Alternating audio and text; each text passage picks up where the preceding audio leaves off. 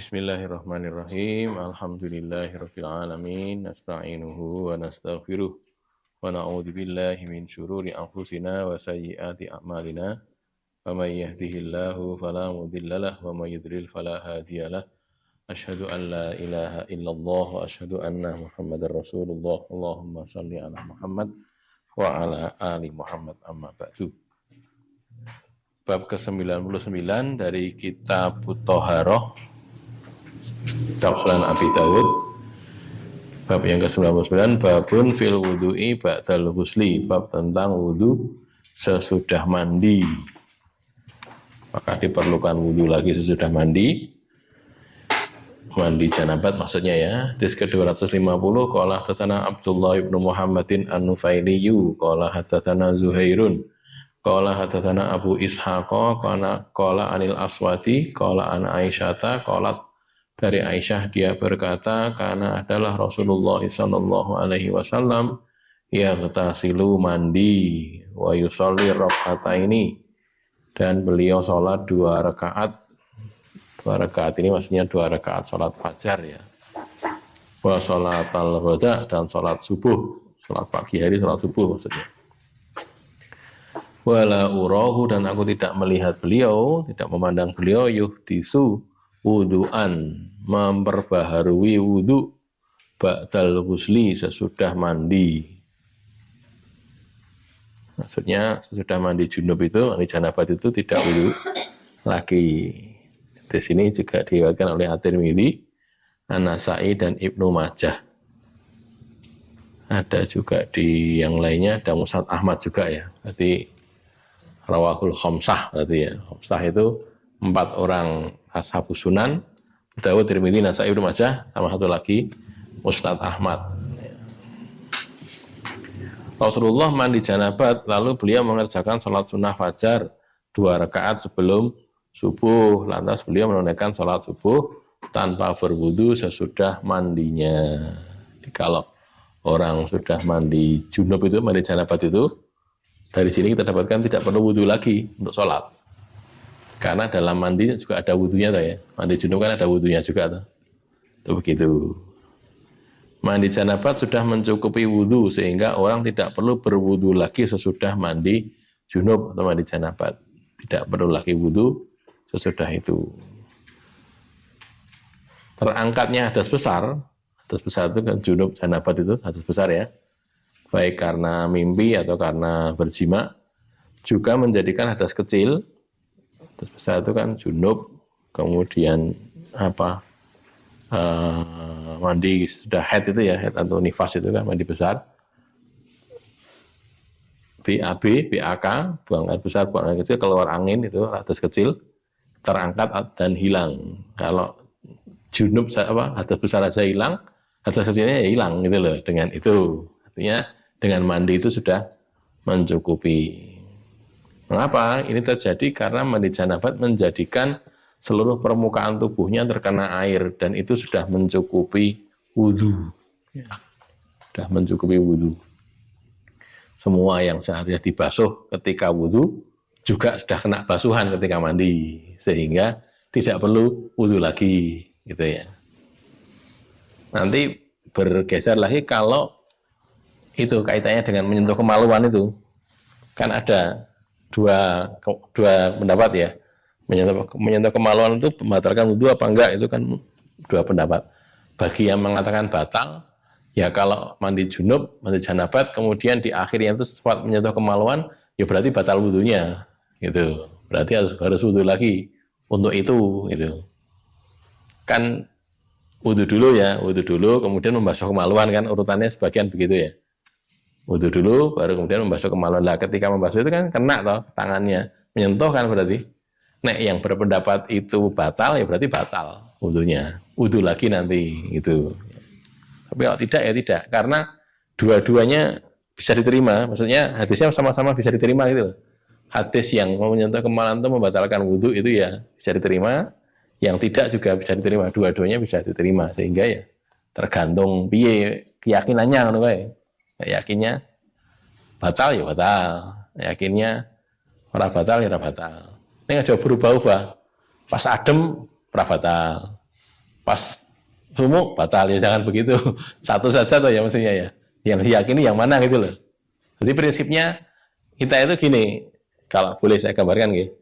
Hadisnya piye, ayatnya muni piye, ulama bilang bagaimana. Kita baca saja, kita dalami. Oh, nek aku yakin sih, ya wes jalankan saja. Gitu. Yang jelas kan itu tidak ngawur gitu, pakai dalil gitu loh. Nah, perkara dalil kita itu tidak dipakai orang lain kan urusan lain, tapi kita sendiri beramal itu pakai dalil gitu. Dia di samping itu di dalam mandi janabah juga terkandung wudu. Di samping itu di samping menjadikan seluruh permukaan tubuhnya terkena air gitu ya. Di samping begitu, di dalam mandi janabat kan juga ada wudunya gitu loh, sehingga tidak perlu memperbaharui wudu lagi. Sebagian ulama, ini sebagian ulama ya, mensyaratkan niat wudu ketika mandi janabat sehingga mandinya sekaligus wudu. Tergantung niat gitu loh. Lalu mau niat wudu ora? Nek niat wudu ya kanggo wudu. Nek ora ya ora. Karena ini berdasarkan begini. Orang beramal itu kan harus pakai niat gitu. Segini lah. Salat ya, takbiratul ihram sampai selesai salam. Itu dikerjakan orang semuanya. Tapi tidak ada niatan untuk salat, ya tidak jadi salat gitu. Niatnya apa? Niatnya ki ngajari wong. Nek muridnya diajari salat. Ini kan tidak niat salat ini. Niat ngajari orang salat. Ya bukan salat namanya. Meskipun dikerjakan di waktu zuhur 4 rakaat, pokoknya persis salat zuhur lah, persis salat zuhur. Tapi niatnya itu ngajari orang. Ini loh cara salat ngene iki. Dia waktu ngajari itu ya enggak pakai omong-omong. Bariki ngene enggak ya. Salat gitu sepenuhnya gitu. Tapi tidak ada niatan untuk salat. Itu tidak salat namanya. Tapi kalau dia niatkan untuk salat, ya jadinya salat gitu. Jadi niat itu pentingnya di situ itu. Kayaknya sebagian ulama mensyaratkan niat dulu. Maaf, kamu mandi janabat, tapi kamu niati wudu. Nek kamu niati wudu, jadinya wudu kato di situ. Nek tidak gitu. Ya, wallahu alam. Sebagian mengatakan seperti itu. Jadi kembali ke sini, secara umum kalau secara zahir di sini nggak ada keterangan seperti itu. Itu kan cuma dari ulama ya. Yang jelas kalau zahirnya Nabi itu wudu, mandi, terus si rawinya Aisyah mengatakan la urahu yuhdisu wudu'an ba'dal ghusli. Aku tidak melihat beliau itu memperbaharui wudu sesudah mandi. Artinya ya mandi itu tidak berfungsi sebagai wudu beliau.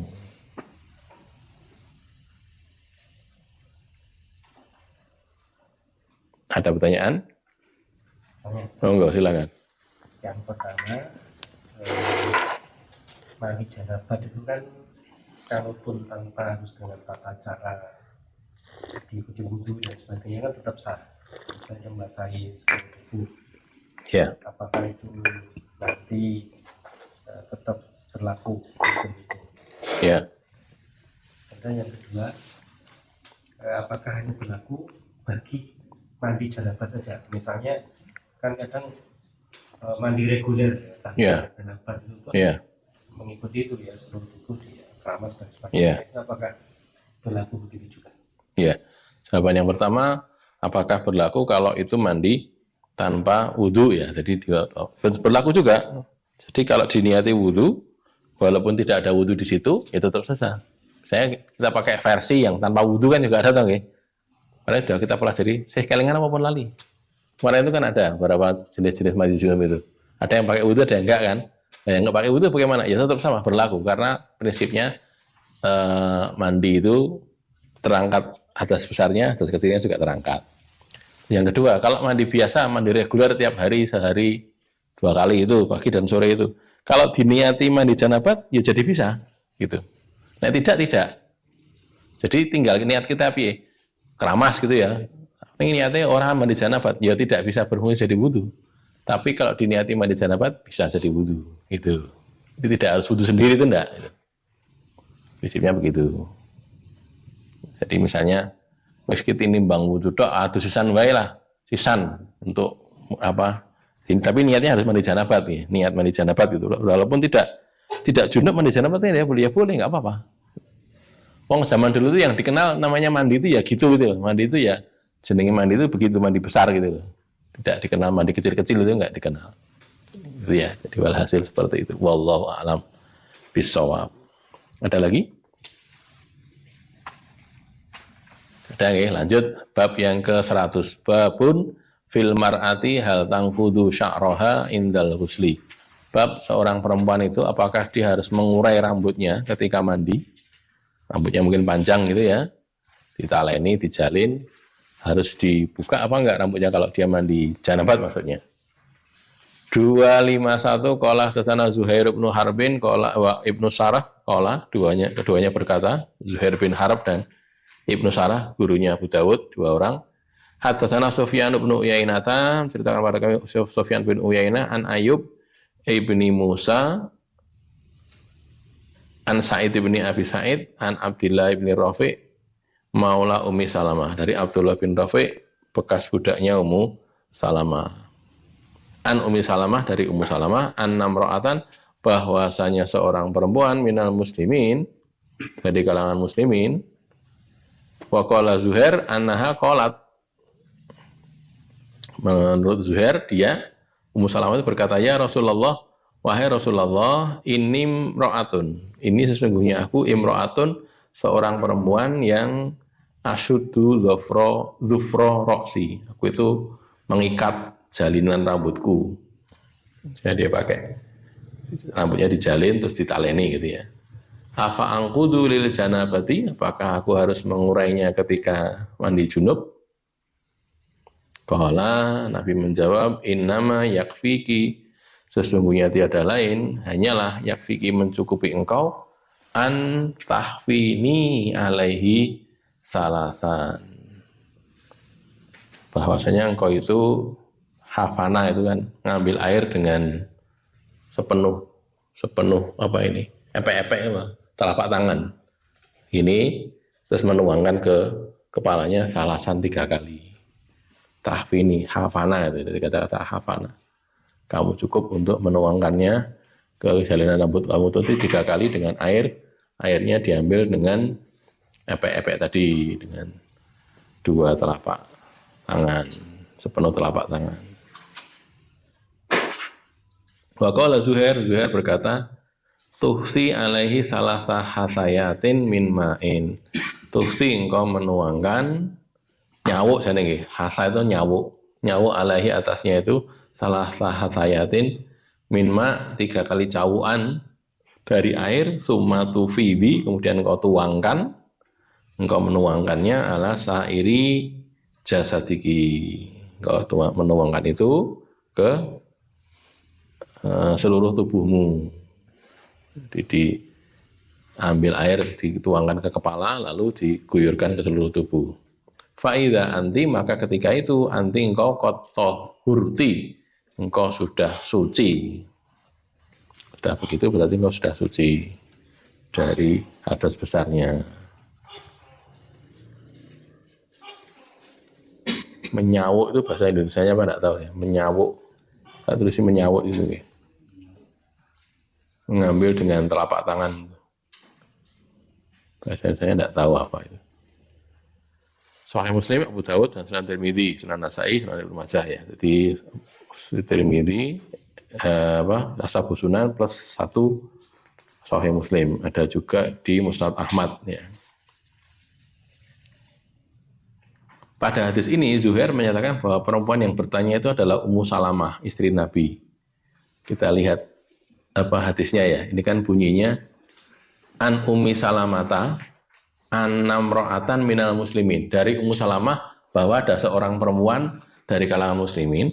Terus Zuhair berkata annaha qalat, annaha itu hak pada Ummu Salamah itu, qalat, berkata Ummu Salamah, ya Rasulullah, ya Rasulullah, ini imro'atun, sesungguhnya saya ini seorang perempuan gitu, yang begini-begini. Artinya Zuhair memandang ya perempuan yang butuh bertanya itu ya Ummu Salamah itu gitu loh, istri Nabi itu, takok pada suaminya, yakni pada Rasulullah Shallallahu Alaihi Wasallam. Tapi nanti kita dapati bahwa di riwayat lain tidak begitu, tetapi Ummu Salamah itu punya, ada orang perempuan datang pada Ummu Salamah, terus tanya, terus Ummu Salamah menanyakan pada Nabi gitu. Ini tidak ada masalah dong ya, siapapun yang tanya, yang penting kan jawabannya apa kan itu, tidak ada masalah. Apakah Ummu Salamah itu bertanya untuk dirinya sendiri atau bertanya untuk orang lain, tidak ada masalah. Itu dari segi hadis tidak berdampak pada kesahihan atau kedhaifan hadis. Wanita yang menjalin rambutnya tidak perlu mengurainya ketika mandi janabat. Barangkali apa namanya rambutnya panjang gitu ya, kemudian dijalin, taleni, kemudian kalau pas mandi janabat tidak harus diurai. Dia cukup mengambil air sepenuh 2 telapak tangan, lalu menuangkannya ke jalinan rambut itu sebanyak 3 kali. Dan dituangkan itu nanti baru membasuh yang lainnya gitu. Ini ada keringanan terutama bagi yang berambut panjang yang mungkin susah harus diurai, sudah nggak usah diurai saja, tetap tak jalin gitu tapi dituangkan air padanya itu 3 kali.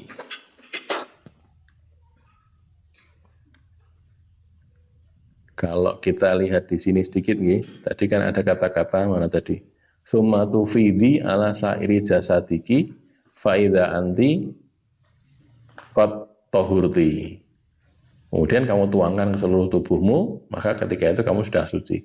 Jadi sucinya seorang yang mandi janabat itu asal air itu sudah menyentuh seluruh tubuhnya. Tidak ada kaitannya dengan apa? Sabunan apa enggak gitu kan ya. Jadi tidak harus sabunan. Jadi misalnya gerujuk tok ya enggak apa-apa itu. Jadi kadang-kadang kan orang sabunan ini, sabunan itu kan orang zaman sekarang ya. Zaman dulu kan enggak pakai sabun. Kalaupun pakai mungkin pakai daun bidara atau apa gitu ya. Jadi hasil begitu keadaannya. Kalau zaman dulu di zaman Rasul dulu orang itu tidak mesti sehari sekali mandi, itu tidak mesti. Nah, walaupun mandi ya cuma sehari sekali. Yang jelas harus mandi itu waktu hari Jumat. Karena Nabi mensyaratkan itu karena ketika ada orang sedang pulang dari kerja, kita tahu orang-orang Ansor itu kan pedagang, petani toh nggih. Petani pagi-pagi nyambut gawe di sawah, di ladang, masih keringetan gitu, terus langsung Jumatan. Wah, kita bisa bayangkan kayak ambune kayak ngopo gitu. Jadi saat masjid mungkin saling mengamboni gitu, saling menebarkan aroma enggak, makanya suruh mandi gitu loh. Itu asal ceritanya kan gitu ya, mandi hari Jumat itu kan gitu. Kalau kita mungkin di sini kan biasanya mandi sehari 2 kali atau mungkin lebih dari itu. Bagi yang hobi mandi itu, siapa yang terlalu pengen 5 kadang-kadang itu kalau mandi. Soalnya kalau di tempat-tempat yang airnya susah itu, kayak di mana? Di Peraci kalau Solo ya. Di sini barangkali di Gunung Kidul barangkali ya. Itu tempat lain. Airnya susah. Ada anak kita pernah ditempatkan di situ. Cerita, kalau saya di sini, kalau di Solo biasanya mandi sehari 2 kali, di sini 2 hari sekali itu mandinya. Karena kalau sering-sering mandi diseneni sama penduduk itu, tak ke banyu mandi tak ke banyu. Karena airnya kan mahal ya. Berikutnya 252. Qala tasana Ahmad bin Amr bin Sarah, qala tasana Ibnu Nafi', yakni As-Sa'igh. Ibnu Nafi' itu namanya As-Sa'igh. An Usamata dari Usama, anil Makburi dari Al-Makburi. Makburi itu tukang penggali kubur. Sebetulnya Al-Makburi, wong kubur. An Ummi Salamata dari Ummi Salamah, an Namro'atan. Nah ini, bahwasanya seorang perempuan, tidak disebutkan namanya, ja'at ila Ummi Salamah, datang kepada Ummu Salamah. Seorang perempuan datang menemui Ummu Salamah bihadzal hadis, dengan hadis ini. Maksudnya cerita lanjutannya adalah seperti yang di hadis 251 tadi. Qalat, Ummu Salamah berkata, fasa'altulah, maka aku bertanya untuk dia. Nah ini kan jelas ya. Perempuan tadi tanya pada Ummu Salamah, Ummu Salamah tanya kepada Rasulullah, kepada An-Nabiyya sallallahu alaihi wasallam, bimaknahu, dengan semakna hadis 25 tadi. Qala fihi, dia berkata padanya, rawi berkata pada Nabi ini ya, Nabi berkata pada hadis itu, menyuruhkan waghmizi kurunaki, waghmizi, dan remaslah, diremas, dipijit, kurunaki, jalinan rambutmu, inda kuli hafnatin, pada tiap-tiap tuangan air. Dituangkan air tambah diperas, diremas dan dipijit, di apa namanya, ya kayak ditekan-tekan gitu kan ya, dipijit-pijit gitu pada setiap kali tuangan air. Tidak ada tanda takhrisnya, ini torof dari hadis sebelumnya. Pada hadis ini dijelaskan bahwa perempuan yang bertanya itu bukan Ummu Salamah, tapi Ummu Salamah meneruskan pertanyaan itu kepada Nabi Shallallahu Alaihi Wasallam. Ini salah satu fungsinya istri Nabi itu begitu. Ya, jadi perantara ilmu gitu loh ya. Yang dikenalkan yang begini-begini ini Ummu Salamah, kemudian Aisyah, sebagian ada Zainab, sebagian Hafsah gitu, tapi yang banyak dua orang itu, Ummu Salamah dan Aisyah itu. Dua orang ini memang cerdas, pinter-pinter. Nah, mereka ini sering jadi gurunya para sahabat, baik laki-laki maupun perempuan. Cuman kalau laki-laki, kalau ngaji ke Aisyah pakai tirai gitu. Jadi tidak lihat wajahnya, tidak lihat orangnya, cuman dengar suaranya saja. Jadi itu kan khusus bagi istri Nabi ya. Fas'aluhunna min wara'i hijab. Maka minta bertanya dari balik tirai. Itu beliau begitu punya apa kebiasaan menyampaikan begitu. Nah, kadang-kadang kan nanti barangkali ada hadisnya ya di bagian head itu. Jadi Nabi itu nerangkan tuh sampai Nabi malu gitu, izin. Jadi terangkan, ya Rasulullah, gimana cara kami mengetahui head itu sudah bersih apa belum? Nah, ini kan masalah fikih ya. Padahal Nabi kan laki-laki tadi. Tapi laki-laki tanya masalah begitu. Terus dikatakan oleh Nabi, kamu ambil kapas atau apa namanya potongan kain yang kering itu, kamu letakkan di tempat itu, kamu cek apakah apa namanya masih ada keluar darahnya apa enggak. Mendetail tanya lagi si perempuan, maksudnya gimana Rasulullah? Sampai dipegang oleh Aisyah, diberitahu gini loh, dikandani sama Aisyah itu. Karena Nabi tidak mungkin menyerahkan secara lebih detail lagi, itu sudah pol.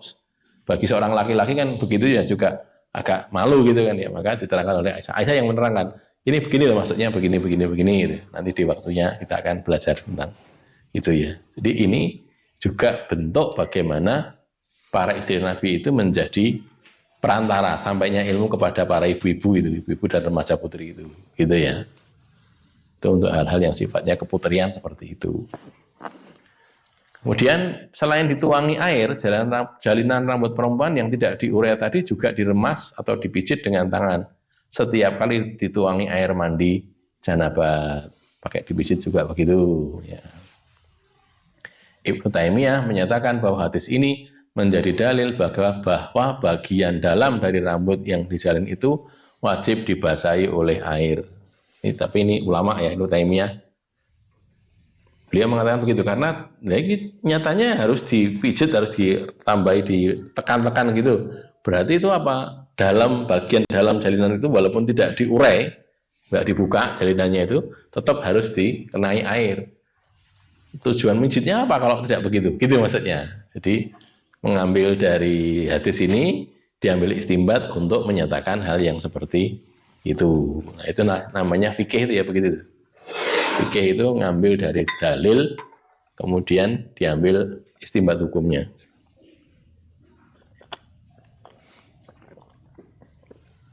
Makanya iso beda. Dalile padha, jika dalil beda ya bisa saja.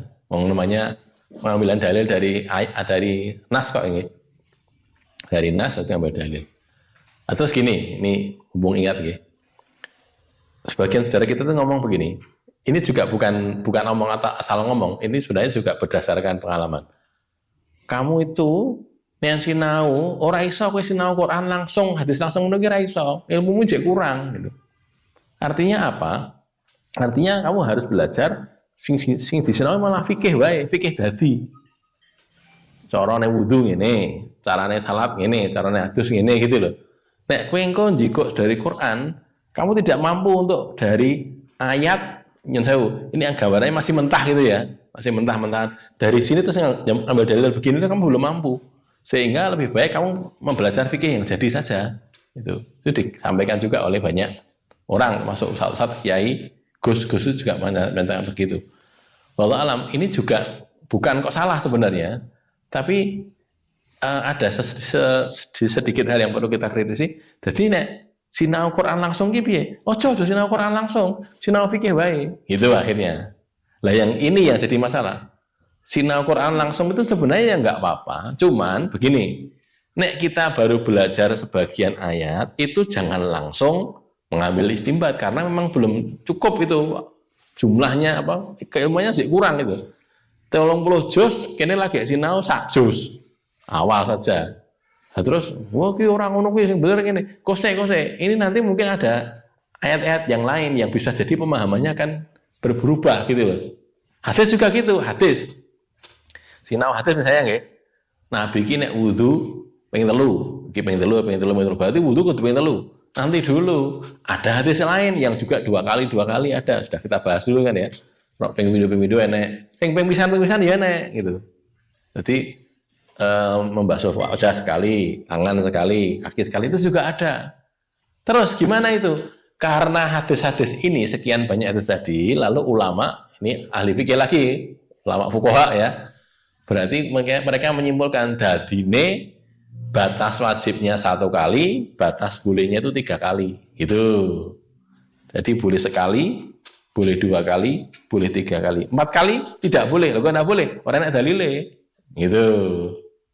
Gitu ya. Jadi begini ini kan fikih dadi ini. Fikih dadi. Jadi bagi orang awam memang lebih enak begini tinimbang dadak sinau ki kopi lah kok lihat lah desliane kan gitu kan harus sinau banyak lah akhirnya. Tapi bagi para penuntut ilmu kudune sinau sing pokok tadi, Quran ya, hadis ya ning tadi begitu masih awal-awal itu jangan buru-buru menentukan sesuatu, ojo, nanti dulu. Lah wong lagi sinau sak juz, padahal Qur'annya 30 juz, kalau sudah mengatakan sesuatu nanti dulu. Jangan-jangan nanti di juz 2 ada keterangan, ada nasihnya misalnya ya, ada penghapusnya itu. Atau bagaimana gitu contohnya. Maka itulah kadang-kadang kita juga perlu sinau fikih. Fikihnya itu fikih dadi. Yang paling gampang kayak Safinatun Najah itu kan fikih dadi. Fikih dadi disusun oleh ulama mazhab Syafi'i. Jadi salat yang benar ngene itu kan fikih dadi tanpa ada dalil. Nanti orang-orang bikin syarah, ulama bikin syarah, syarahnya ada dalilnya. Ini juga dari sini, ini juga suka kene gitu loh, gitu ya. Wallahu a'lam bishawab. Tapi kalau kita sendiri saya sampaikan, belajarlah juga yang pokok Al-Quran dan sinau, hadis dan sinau, fikihnya juga jangan lupa. Tapi prinsipnya semuanya kita pelajari, tapi sekuat kemampuan kita, jangan buru-buru jadi menentukan sesuatu, ojo gitu ya. Hadis ini adalah torof hadis sebelumnya. Di torof itu ya diulang hadisnya itu dengan apa ya sanad yang berbeda kadang-kadang. Berikutnya 253.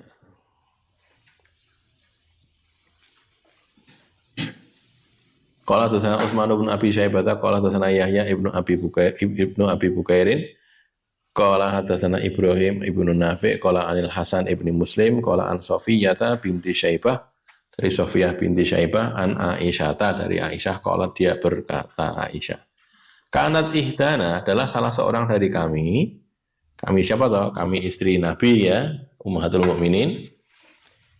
Idza asabatna janabatun, apabila menimpa kami, mengenai kami janabatun, janabat, junub,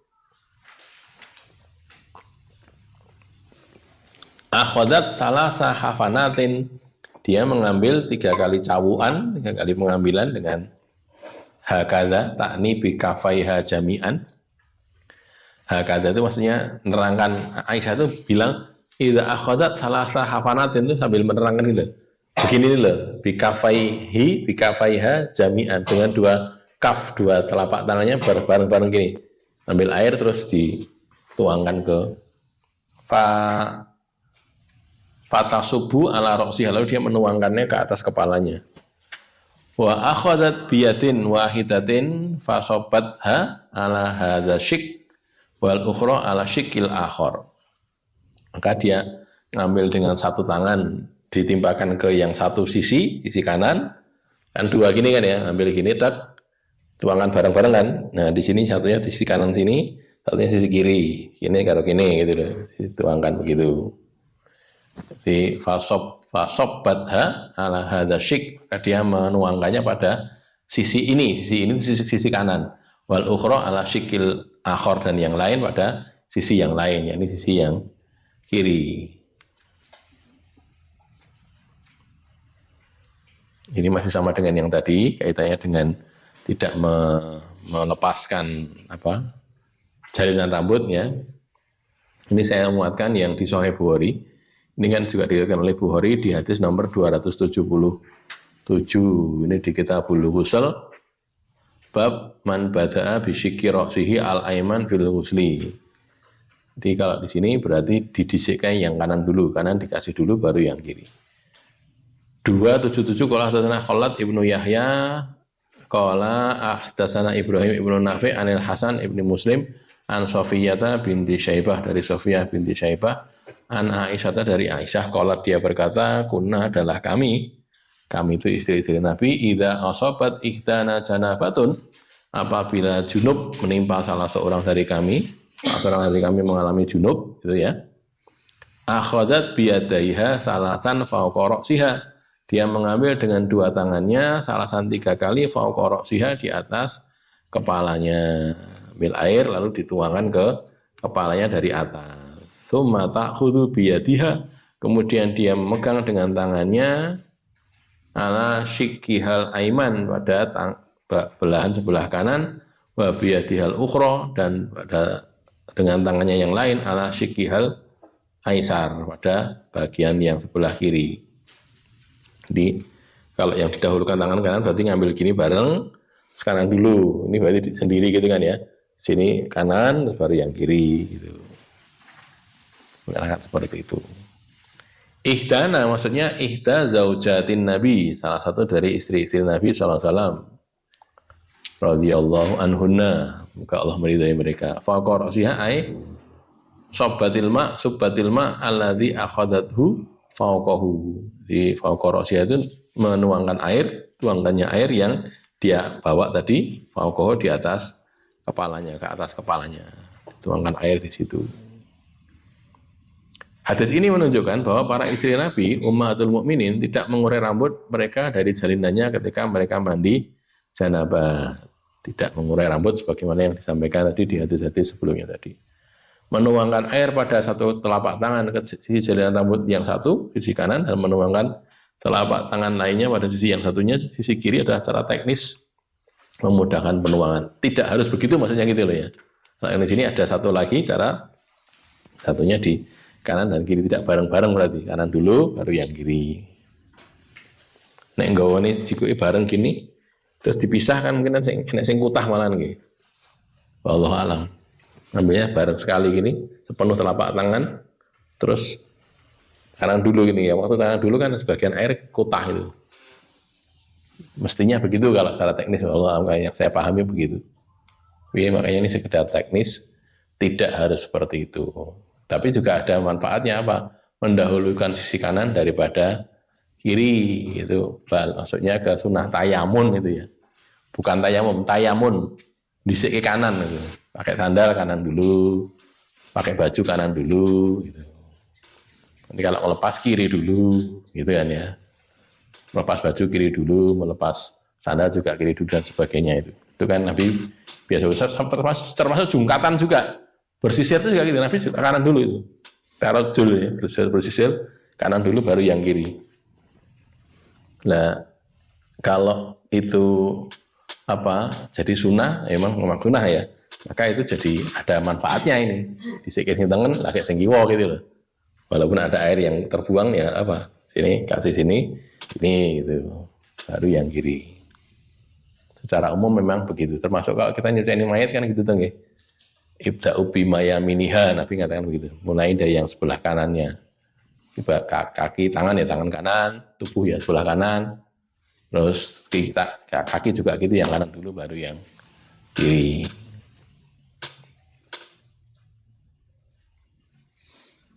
Ada pertanyaan sebelum 254? Itu cuma saya tambahkan. Nggih, silakan. Kalau dilihat kata bahirnya itu kan Dufru ya. Dufru itu kan dikepang atau dijalin. Iya. Berlaku nggak misalnya hanya sekedar diikat itu kucir. Ya sama, semakna. Tidak dikepang tapi cuma dikucir atau ditaleni gitu ya. Taleni tidak harus dilepas juga. Prinsipnya itu satu kemudahan ruksoh, tidak harus dilepas. Biasanya perempuan rambutnya lebih panjang daripada laki-laki. Ini kalau laki-laki beda lagi, nanti ada hadisnya ya. Orang lanang rambutnya dawa ribu-ribu piye lah, nanti ada hadisnya. Yang laki-laki disuruh melepas. Dulu saya waktu kuliah itu, Pak Tri mungkin belum ya. Kita punya juga teman-teman yang rambutnya dawa gitu. Tiru Nabi jadi ini. Bagian kan gitu, memang Rabi kan rambutnya agak panjang ya. Panjang itu, cuman ya. Nek kuliah kan rada seneni karo dosen ini. Waktu SMA ngono ki ra oleh cukur itu. Gunting. Nah, anak SMA sekarang gitu tuh digunting lapor polisi jadi. Jadi ada teman kita guru SMA, bukan rambut ini, kaki itu apa? Celana panjang itu, ngelewer gitu kan. Nah kan gurunya ada ini bola-balik, ada ini ngeyel. Terus ditendang. Yang ditendang itu anunya, apa namanya? Celana panjangnya, bukan kakinya, enggak kena kakinya menurut yang menendang loh, gitu. Enggak kena, saya tendang. Kalau kena celana gitu, lapor polisi. Delalah bapaknya polisi gitu. Bapaknya polisi, lapor polisi, gurunya disoal itu. Itu ceritanya karena berbuat apa istilahnya? Apa jenenge ini? Kekerasan ya. Apa? Nah, zaman sekarang kayak gitu tuh keadaannya berubah, tidak seperti dulu. Nek ben tidak berani, karena gurune kirawani. Saiki gurune diwaneni. Lah gurunya kan maunya baik. Iki celana oyo ngono ki piye kandhane sing apik. Ngeyel, tendang, tak tendang kan celanane jane. Jarene nek kena tak sikile, saya tendang sama guru saya, lapor ke polisi. Yang baru-baru ini belum lama di Lampung juga gitu, ada saudara kita itu apa tahu muridnya itu banyak melakukan kesalahan gitu, tapi mau maksa itu nggak bisa karena nanti disoal. Sholat katanya, sholat di SMA dia guru SMA. Pokoknya di SMA kami itu semua yang Muslim wajib sholat, jamaah zuhur, asar kan, asar juga masih di sholat ya, karena wajib. Mereka yang sholat kabeh, yang masjid kabeh. Ning pas sholat itu ngomong-ngomong gitu. Pas sholat loh, bukan pas menunggu sholat loh. Sholat itu ngomong-ngomong itu loh, ngomong-ngomong macam-macam gitu. Terus diberitahu nggak diberitahu? Ya diberitahu. Nggak boleh kalau sholat nggak boleh. Tapi tetap saja nekat itu. Ngomong sih. Sholat itu rame banget itu loh. Waktu sholat itu rame karena mereka bicara-bicara satu dengan yang lain. Gitu katanya. Ya, harus dipaksa raiso gara-gara nanti disoal sama anak murid-murid dan wali murid. Ada hal yang lain sekedar tambahan saja. Ada lagi? Berikutnya 254. Qala hadatsana Nasr ibnu Ali, qala hadatsana Abdullah ibnu Dawud, qala an Amr ibni Suwaid an Aisyah binti Tolhah, dari Aisyah binti Tolhah an Aisyah binti Tolhah, bukan Aisyah binti Abu Bakar ya.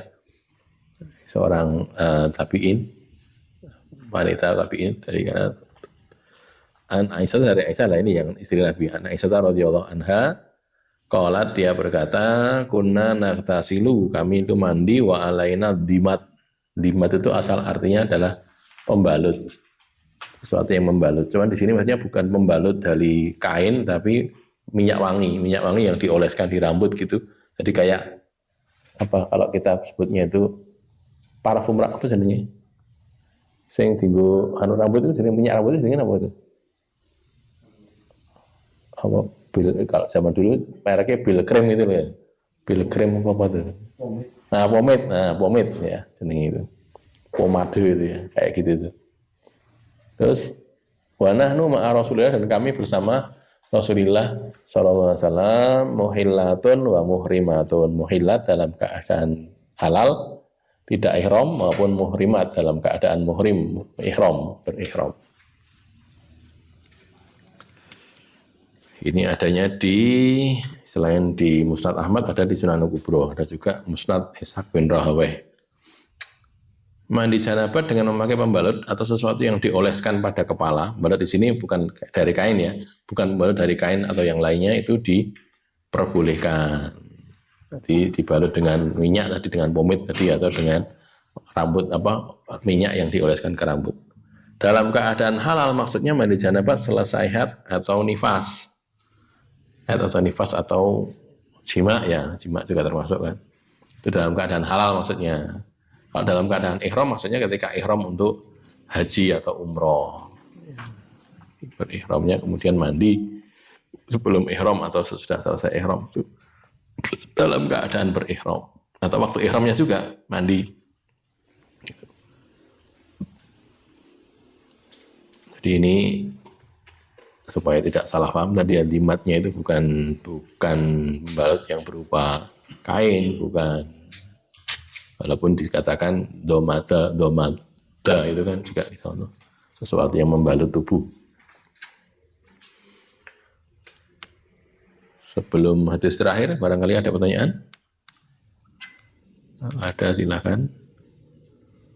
Tidak ada, nih. Berikutnya qala hadatsana Muhammad bin Auf qala hadatsana qara'tu.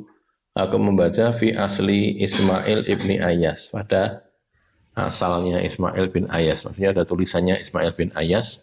Qala dia berkata Ibnu Auf berkata Ibnu Auf. Ini kolanya ini titik duanya kemudian dihapus nih.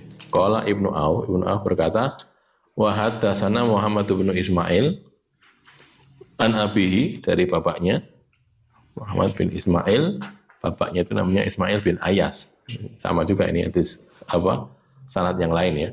Hadatsani Domdom Ibnu Zur'ah an Syurah Ibni Ubaid qala, dia berkata aftani Jubair bin Nufair anil ghusli minal janabah, berfatwa kepadaku siapa Jubair bin Nufair anil ghusli, tentang mandi minal janabati, dari sebab junub, mandi janabat.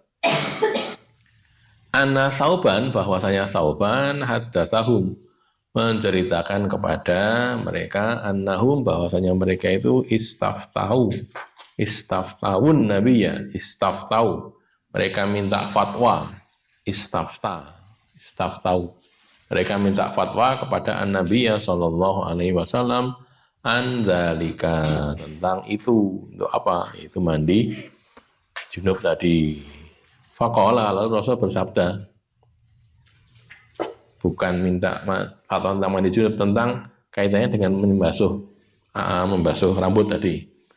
Amar rajulu, adapun laki-laki, falyansur ra'sahu, maka hendaklah dia menjuraikan kepalanya, maksudnya rambut kepalanya. Jadi dibuka, kalau diikat gitu, dijalin atau dari tali ini dibuka. Falyaghsilhu, maka hendaklah dia membasuhnya. Hatta yablugha usula sya'ri, sampai gimana? Hingga yablugha, sampai air itu tadi ke usula sya'ri, ujung rambut. Maksudnya ujung di sini ujung yang nempel ke kulit kepala itu, namanya ujung atau pangkal itu ya? Pangkal ya, salah berarti saya. Nah, ujung yang atas itu, ya pokoknya yang nempel kulit kepala itu, sebutannya pangkal ya pangkal ya, kan ujung, bisa aja diganti pangkal. Wa ammal mar'atu, dan adapun perempuan, fala alaiha, maka tidak ada kewajiban atas dia, tidak seperti laki-laki, anna tankudohu, bahwa dia tidak perlu menguraikannya, rasa diurai, litaghrif ala roksiha, untuk dia supaya dia menuangkan air ke kepalanya, salasa ghorofatin, 3 kali tuangan, dikerucuk bae ping 3 bikaffaiha, dengan 2 telapak tangannya. Diganti ciduk apa boleh? Ya boleh, nggak apa-apa, tidak harus pakai telapak tangan gitu. Prinsipnya itu kan menuangkan saja. Cuman kayak ciduk nek kanan kiri dadi ra iso. Jadi kan satunya kanan satunya kiri nggih. Ya Allah. Ini ada perbedaan antara mandi junub, ya Allah, antara mandi junubnya laki-laki dan mandi junubnya perempuan. Kalau laki-laki harus dibuka rambutnya itu, karena kebanyakan laki-laki kan rambutnya nggak panjang ya, pendek-pendek saja. Perempuan kan mungkin banyak yang panjang. Maka tidak harus diurai, tapi kalau laki-laki harus diurai, bedanya di situ. Dalam hal membasuh kepala atau membasahi rambut kepala. laki-laki diharuskan mengurai jalinan rambutnya dan menjuraikannya, lalu membasuhnya sampai ke ujung rambut yang menempel kulit kepala tadi ya, pangkal bukan ujung. Perempuan tidak perlu mengurai jalinan rambutnya, cukup menuangkan ke atasnya air sepenuh 2 telapak tangan. Dilakukan sebanyak 3 kali.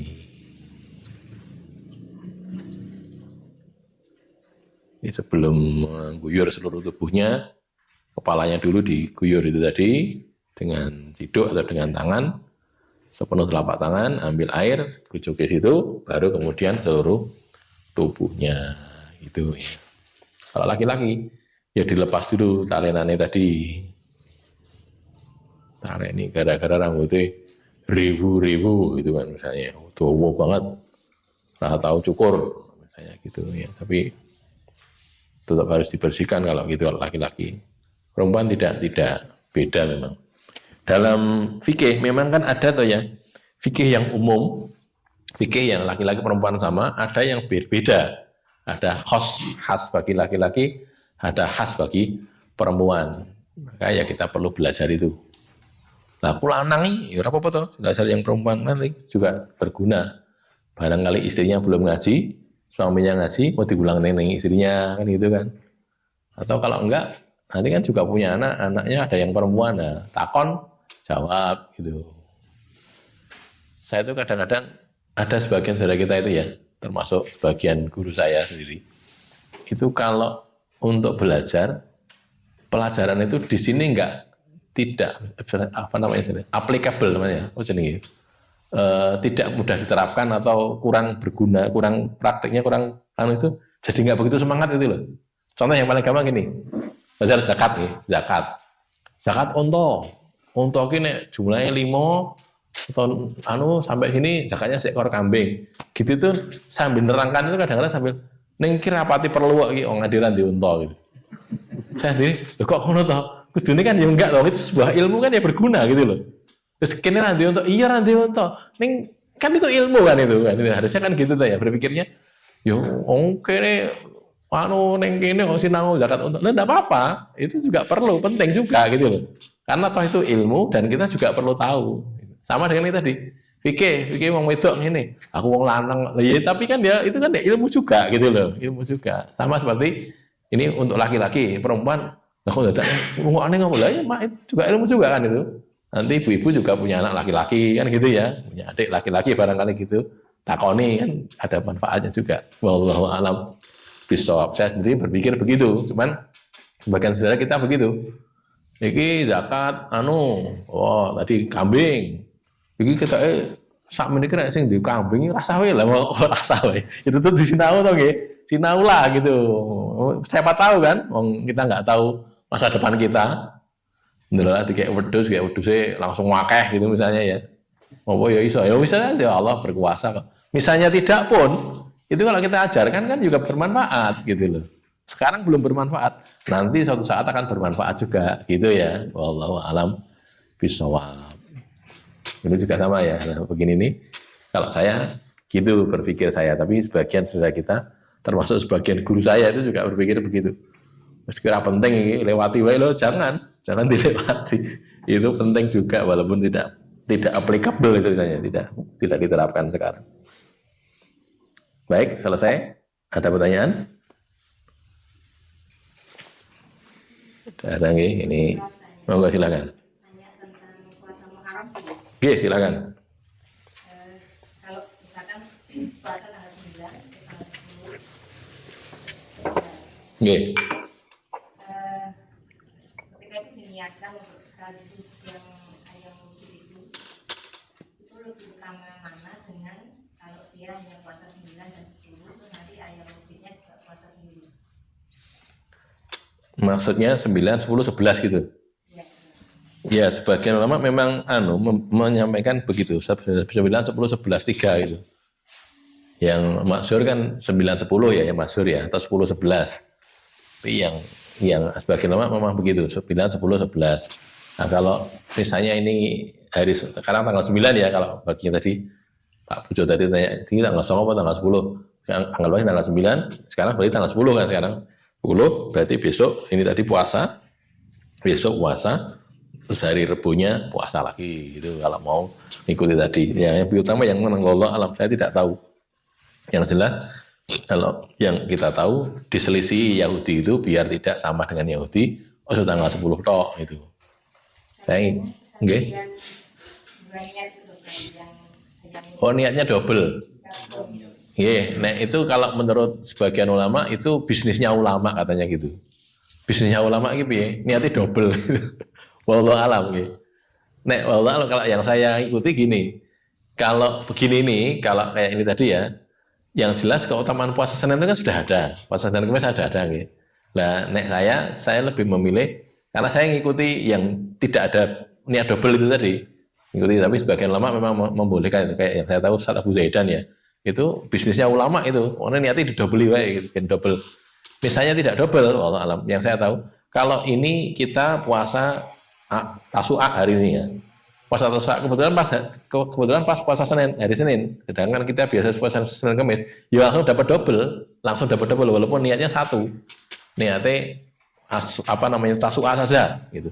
Tapi kan harinya Senin berarti kena puasa Senin juga gitu loh, wallahu alam ya. Saya mengikuti yang itu. Mau diniatkan double boleh, sebagian lama juga gitu. Niatnya didouble gen untuk akeh gitu. Yang tidak boleh itu, yang disepakati nggak boleh itu niat antara sunnah dan wajib itu ya nggak boleh.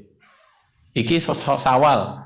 Lah kamu puasa apa dulu? Puasa Sawal apa puasa kodok nyaur gitu? Salah siji. Iki ya kodok ya Sawal ya nggak bisa no. Salah satu nek itu. Tapi kalau pas puasa Sawal delalang pas Senin Kamis bisa dapat double. Iya, setuju itu karena puasa Sawal pas Senin ya dapat double, Seninnya dapat, puasanya double, Sawalnya double, dapat juga gitu. Jadi niatnya puasa Sawal, neng pas Senin Kamis ya boleh, nggak apa-apa. Dapat double berarti. Wallahu a'lam bishawab. Ada lagi? Cukup nggih?